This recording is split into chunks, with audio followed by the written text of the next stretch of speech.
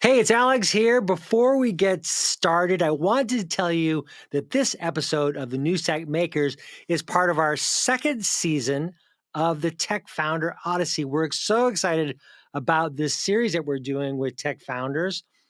We're going to hear from more founders as they share how they've launched their venture, what they've learned from their successes, and how the pitfalls along the way have helped shape the way they run their company.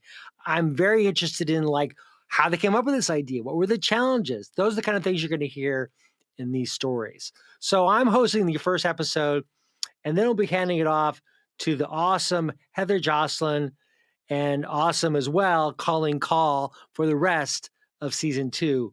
We've got some great guests lined up, so please stay tuned. You're watching The New Stack Makers, a podcast for people who develop, deploy, and manage at-scale software. For more information and articles about at-scale technologies, please visit thenewstack.io. Now enjoy the show. Hi, everyone, and welcome to another episode of the Tech Founder Odyssey, which is presented by the New Stack Makers podcast. I'm your host, Heather Jocelyn of the New Stack, and my co-host today is Colleen Call of the New Stack. Hi, Colleen. Hello, Heather. Always a pleasure to be here co-hosting, and we have a very special guest. We absolutely do. We're joined today by Ev Kontsevoy, CEO and founder of Teleport, which was co-founded by Taylor Wakefield and Alexander Clazentas. Teleport began life in 2015. It was then called Gravitational. It's a platform that assigns identities to hardware, software, and users to replace the need for passwords. In May of last year, that would be 2022, it announced it had raised $110 million in a Series C funding round, bringing its total raise to $169 million, which brought its post-money valuation to $1.1 billion with a B. This round was led by Bessemer Venture Partners with participation from Insight Partners, Kleiner Perkins, and S28 Capital. And disclosure time, the New Stack is a wholly owned subsidiary of Insight Partners. Hi, Ev. Good afternoon. Great to be here. Thank you for having me. Thank you. Thank you for joining us. Did I get all that right about the funding? Pretty much. Okay. You said something interesting, that Teleport assigns identities to hardware, peopleware, and software, but you haven't mentioned why we do that. So Teleport is an infrastructure access platform. So companies using infrastructure in cloud environments, data centers, they need ways to securely access all of these technologies, and that is the benefit of Teleport. So let's start at the beginning. How did you get interested in technology and computers? So my journey into computers started at the very early, and it was probably through aerospace. When I was a kid, when I saw an airplane flying over, I was having a really hard time not stopping and staring at it until it's gone. So I really wanted to figure out how to make it fly. So then that got me into, that's why I became an engineer. But in the process, you inevitably bump in computers, or for a teenager, Ev, they were just absolutely fantastic. Simply because you get so much power, you're a teenager. No one really listens to you yet. But you tell computer, go print number 10. And it just obediently prints 10. And then you say, do it a million times. And the stupid computer just prints 10. And you feel like a magician that just bends machines to your will. So that's how I got into computers when I was a kid. So it was lust for power of a teenager. Where did you grow up? So I grew up in a place called Soviet Union. So a fairly dark place to grow up for all of the understandable reasons. But the one positive was that science and technology in Soviet Union, they were considered to be cool. When you were a teenager, saying, I want to grow up to be a PhD in physics. That's something a lot of kids said. Prestigious way to think about their your career. So from that perspective, I think it also influenced me by a lot. So all of my childhood heroes, they were mostly engineers and scientists.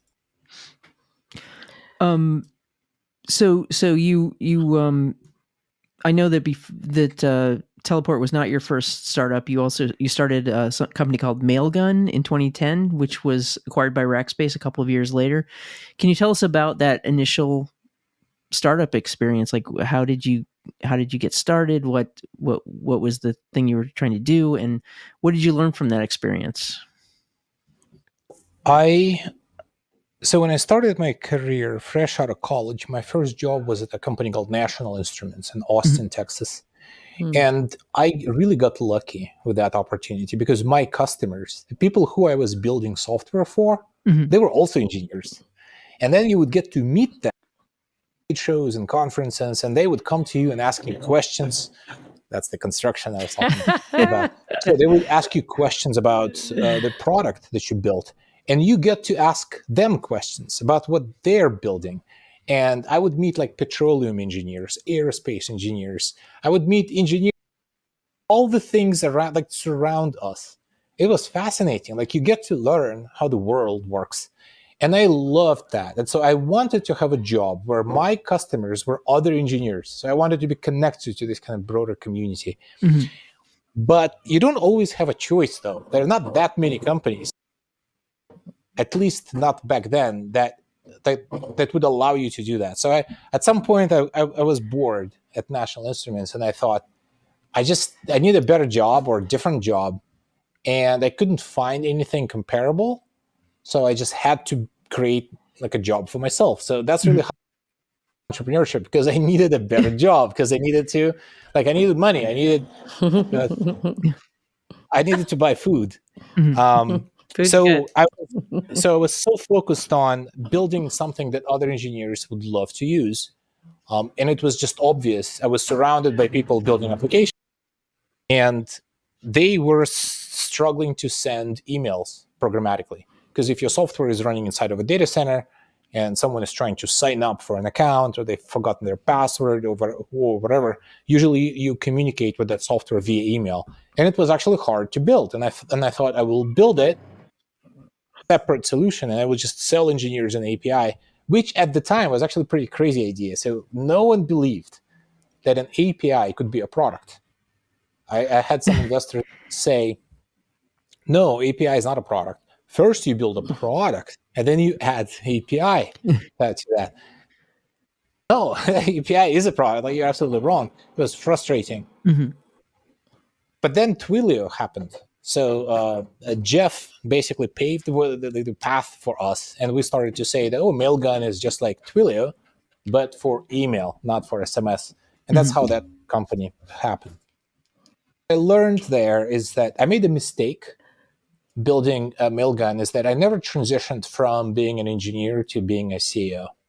So I kind of got stuck in this cycle of talk to customers and go build, talk to customers, go build. And I started to neglect that the company itself needs build. The company itself is a product that needs to be designed. Company consists of components, and those components, they need to have APIs designed so these components can efficiently communicate internally. So and like, we didn't fail. We had multiple companies trying to acquire. But I did realize that I need to step back and learn how to be CEO before I start another company again. So what were those key things that you did learn about? I mean, if you're not speaking with your customers, because some people think that that's a good way to start to become a CEO. What were the things that you learned when you pull back from that type of strategy to become the CEO that you thought that would be successul? So first of all, what you said just now, it's absolutely critical. You must talk to customers and build to customers and build. Yes. So that is how you get something going. This is how you get to a point where you could say, I do have product market fit, and now we can scale it up. But when you say we need to scale it up, the key, the word here is we. Who's we? It's not you. Other people involved. And that is where that transition needs to start happening. This is where you need to gradually walk away from contributing a bunch of code, for example, if you're an engineer like I was. And you need to actually say, I have a competent CTO with a vision for this product this forward. You need to say, I have a competent finance leader. So I don't need to stick my nose into how that is working. So your focus now is to maintain alignment on your executive team, communicate company vision frequently and clearly for your employees, and communicate that same vision to investors. And then the fundraising would kind of happens automatically. So I don't really think of what I do as kind of fundraising. I just think I do the same thing. I keep selling people on teleport vision. If that person is an they become a customer. If that person is an engineer, they join us as an employee. If that person is an investor, like they come back and say, hey, Ev, take my money. But that is what transitioning from product builder, from engineer to CEO, that's how it felt. And in a practical sense, like how did you go about teaching yourself to basically, learning how to be that CEO that you are now for Teleport? I mean, what did you talk to people? Did you study? Did you read books? Did you have somebody coach you or? Yeah. So if I told you that I never Googled how to be, I'd be lying.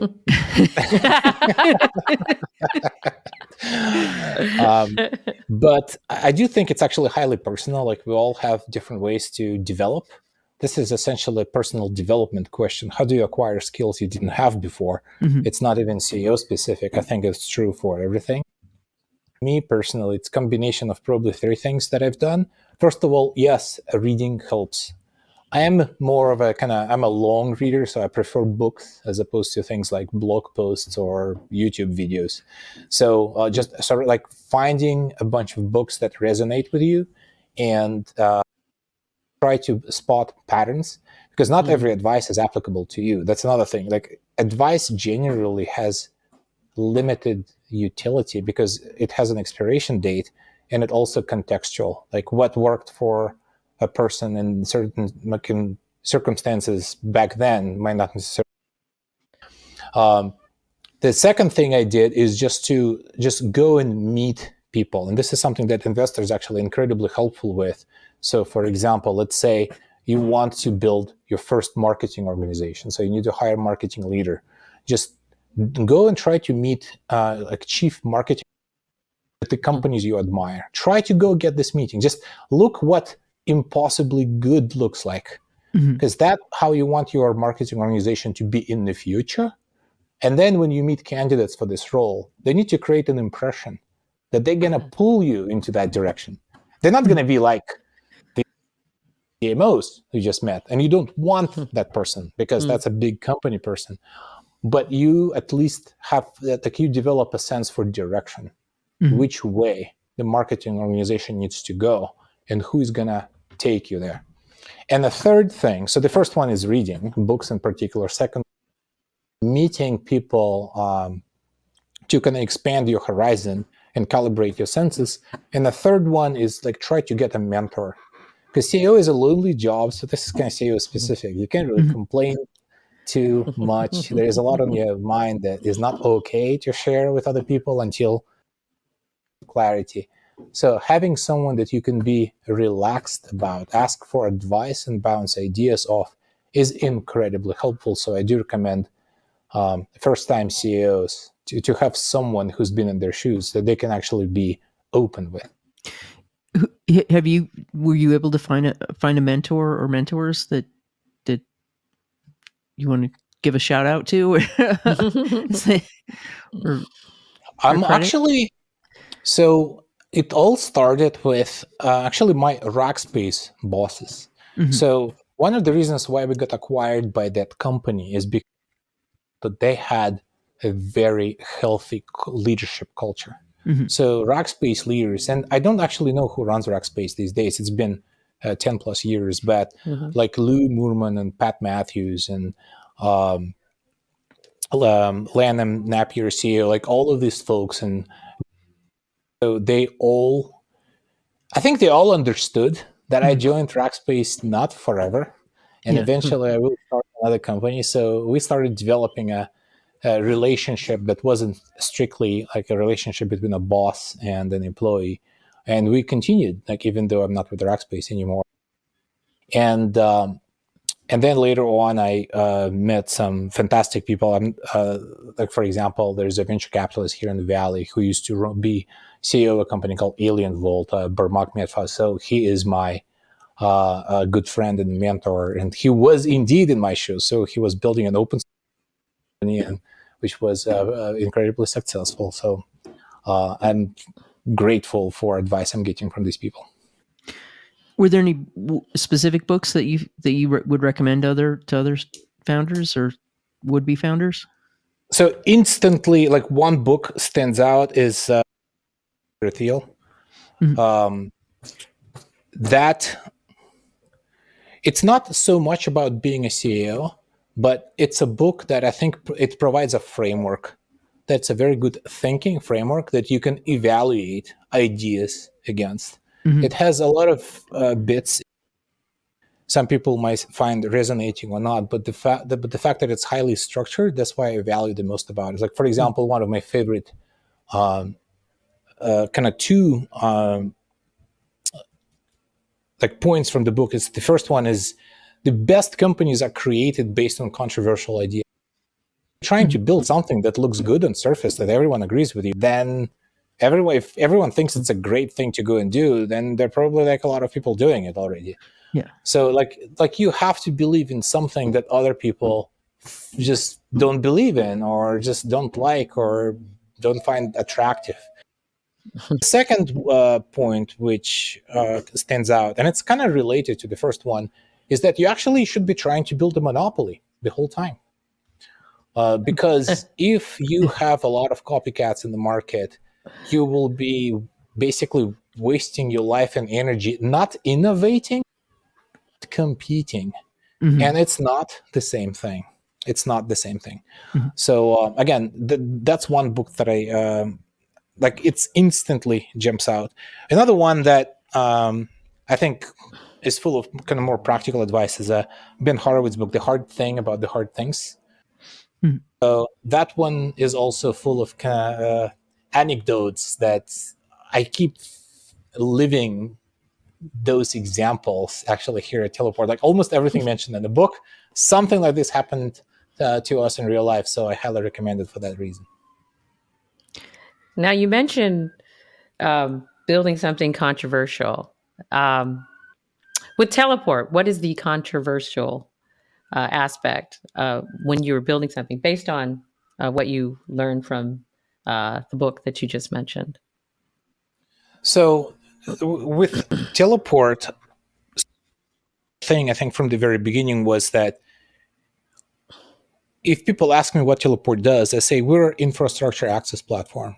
So you have all of these technologies and data centers and clouds, and you need to access them remotely. And people's default is, but we already have remote access. Mm-hmm. The controversial thing here is that people think it's a problem that you buy.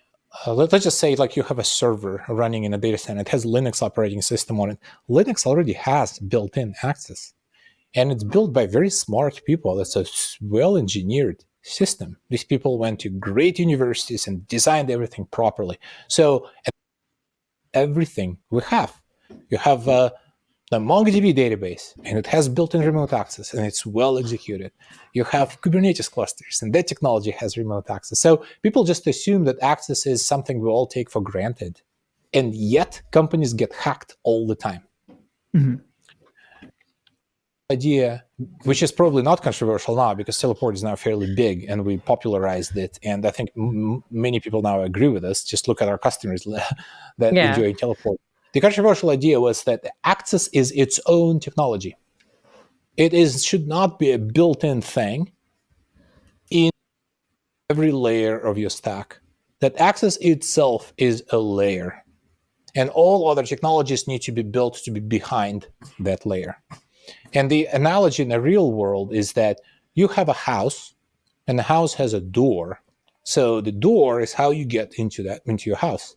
And you have a choice what kind of door you want. Do you want the door that's wide and big and heavy, and which color? Do you want the electronic one with the code? So all of these are kind of like later concerns that, like, you can figure out what flavor of access you want.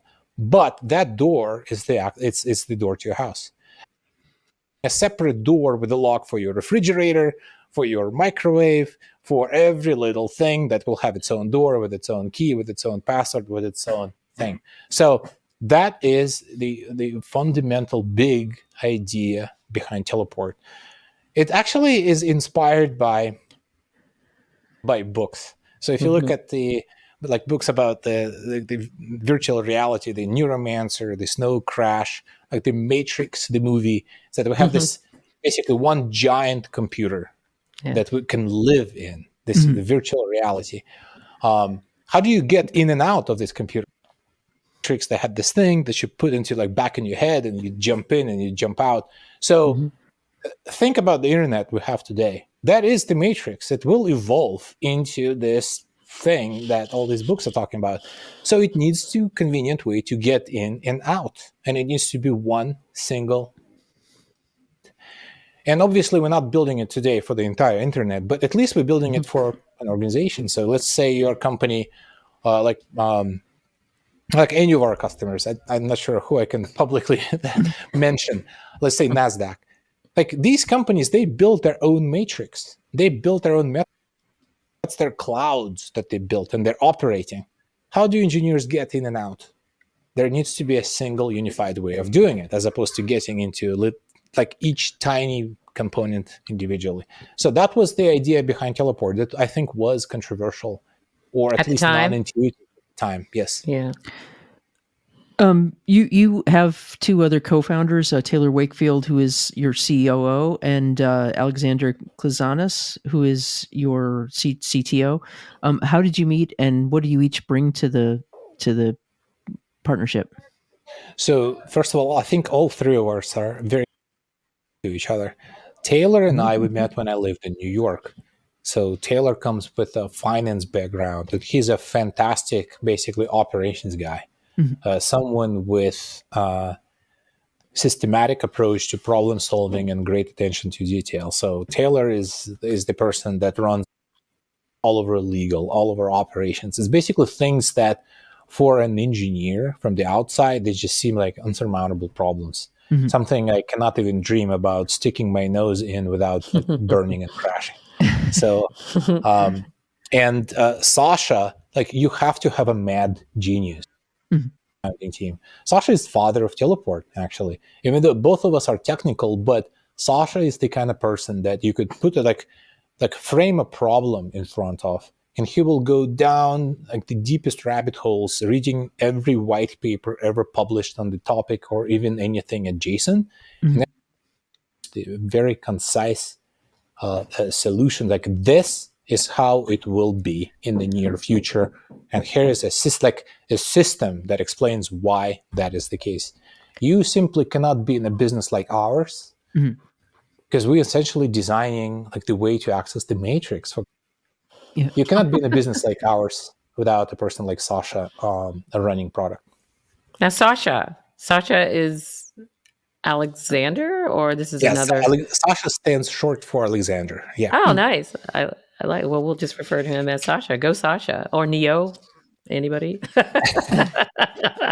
Neo, take a pick. Yeah. So your company's had pretty good success raising funding. What advice would you give to people come from a technical background who are running a startup and dealing with investors and dealing with the money people, and how do you give any advice for if you're not an MBA, if you don't come from a business background? I think my advice I already mentioned earlier, that you should never be raising money. Raising money is not an activity. Raising money is an outcome of something else. It's almost like a very positive. You should always be in educating and selling mode. You need to be explaining to people why you exist, why the world in the future with your company in it is going to be drastically better than it is without it. And it needs to be exact same story you tell to your future employees, you tell current employees, you tell to customers, and also to investors. Again, the output of this storytelling is different. So organizations, they line up to be your customers. Individuals, they want to join your company's employees, but investors give you money. 3 or 4 different stories to tell, then I don't have an advice for you. I don't, because sometimes people believe that, like, here's how I sell my product, and then I need to have an investor angle. I need to have, like, for fundraising, I need to have, like, a separate thing. I never have done it. I don't know how to do it. So I never total addressable market slide on any of my fundraising decks. Maybe I will be proven wrong, and maybe eventually for future rounds I will have to build this slide. I'm just sharing my personal experience. My fundraising deck looks very similar to my sales deck, and at the end of the day, I'm explaining why teleport is needed. And part of my advice is, like, you need to find investors that are agreeing with you. If you're finding that you're facing a need to change someone's mind, like investor is skeptical and you feel like, oh, you need to keep pushing and flip that investor into being a believer, you're wasting your time. You want investors that and your vision just as much as you do. So even if the times, like in the tough times when the going is rough, you want the investor to pull you forward. You want to lean on your investor because they're believers. That's another thing that I think sometimes entrepreneurs are struggling with, is that they try to investors. I wouldn't recommend it. Because if you even if you succeed flipping like an investor who was like on the fence, when things turn south in the future, and every once in a while they always do, that would be the first investor who will come and say, "I told." Like, you don't want that. You want believers who are just opinionated as you are about the future. And yes, investors like this exist, and that is one of the things that make certain parts of the world better to start a company than others. Speaking of believers, your company culture, I mean, based on when you were describing your co-founders, it looked like it was something that you enjoyed talking about. It was a positive energy in some sense. And the climate currently is, I mean, there's been a lot going on with in the tech field where there's been some questions about company culture in tech industry. So how would you describe? I mean, it seems like you have a positive outlook, and I'm really curious to how the with your employees, because I know that you have this nice rapport and relationship with your customers.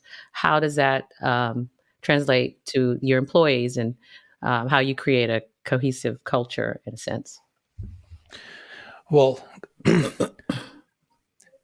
first of all, like in the first half of your question, like I was sensing a little bit of generalization, because I've heard this, like it's now in the media about like culture in tech, as if all tech companies are the same. Like, yes, I think we're all adults and we realize that all tech companies are completely different. Like some tech companies probably very similar to Harley Davidson in their culture than they are to some other tech company. Let's remind ourselves of what culture is. The culture is basically a collection of default behaviors. When no one is telling you what to do, when there is no agenda, like what do you like default to?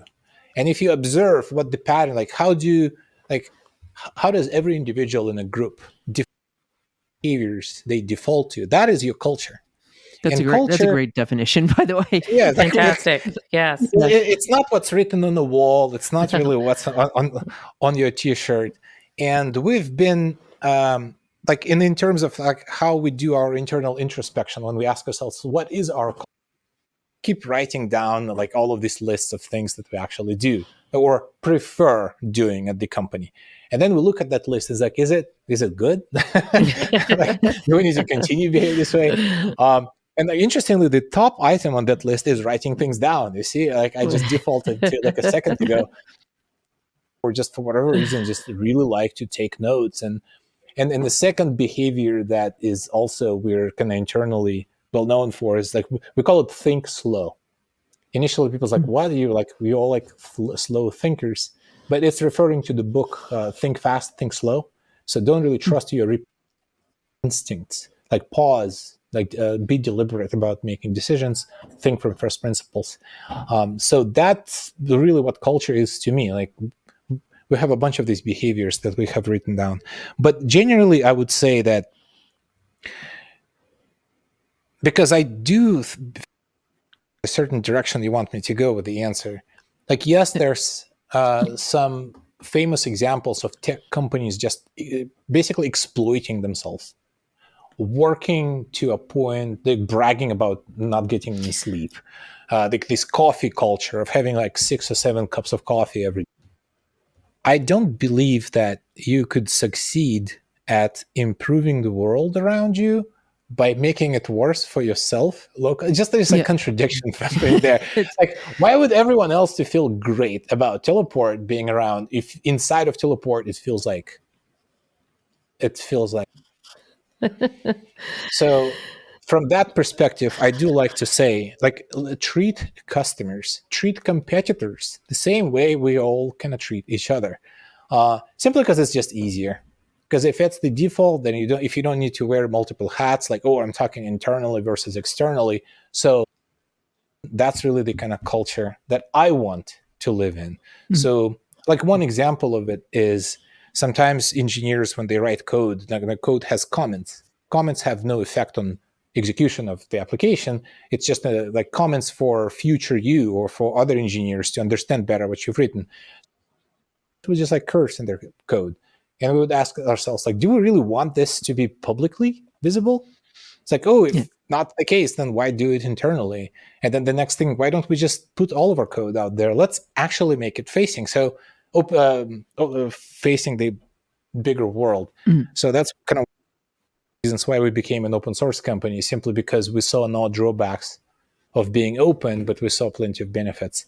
So that's how I would describe, in general, my view on culture or tech culture.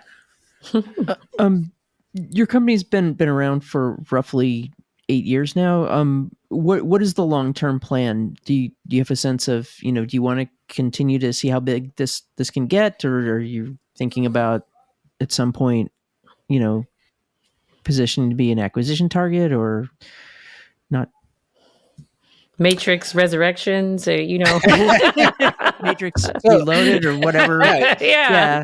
You just made me self-reflect for a second. 8 years, it was a lot of time. Yeah, it is. Like the first 3 of those years, we were working on something completely different.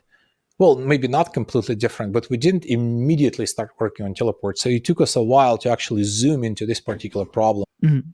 Like, when I think about teleport, I actually feel like it's a 5-year-old baby. And and when I think about the teleport future, I personally tend to think about kind of state of the world, like the world with teleport versus the world without. So the world without teleport, inside of our matrix, inside of the internet, like, because internet does have the inside. That's what's happening inside of these data centers. Mm-hmm. There is no trust going on. Like, all of these different components, they don't trust each other. You need to, like, authenticate, encrypt, log in. Like, there are all these different secrets. Is slowing engineers down. There's just a lot of friction. Security constantly gets in the way. So people take shortcuts. They make mistakes, and that's ultimately why companies get hacked all the time. And it only adds to this general mistrust that is now building towards tech, where people who are not in tech, they just, like, sometimes they don't want to contribute their data because they're afraid the data will be misused or stolen or sold. Or so I see teleport mission as to bring trust into computing, where in the future you would say, here's the data, and here is the rules that I don't want you to break when you're dealing with my data. And there is a way for you to attach this policy to the data that you're providing, and that it's not going to be violated. Like, we don't really have that in computing in general. And I do want teleport to be the brand, to be the driving force that future, where people are in control of their own data. So in my mind, I just call it trusted computing. So we want computing to be trusted. It's not trusted today. We are afraid of computers. Mm-hmm. And that's how I think about the future. No, I don't want, because if you want the acquisition to be a truly the success story, the acquirer needs to have exact same vision. So what are the chances of that if the company was initially started on a controversial idea? You see, it goes back in the very beginning that to become truly big, believe in something very few people care about. Well, I guess we're running out of time, but this has been a great conversation. Yes, Colleen it and I has. want to thank Ev Kontsevoy of Teleport for joining us and sharing his story. Thank you, Ev. Well, thank you for having me, and thank you for all the drilling. Well, We appreciate it. There was a police siren at one point during one of your answers, so we're contributing to the cacophony of sound today over Yes. here. And it was a pleasure talking to you. And we want to also thank Colleen for joining the conversation. And we also want to thank you, our listeners, for joining our conversation here in the Tech Founder Odyssey. This is Heather Jocelyn from the New Stack Makers. We'll see you next time. If you like this video, please give us a thumbs up. And if you'd like to see more videos like this, you can always subscribe to our YouTube channel. We're on all the major social media platforms. You can always find us at thenewstack.io. We hope to see you soon.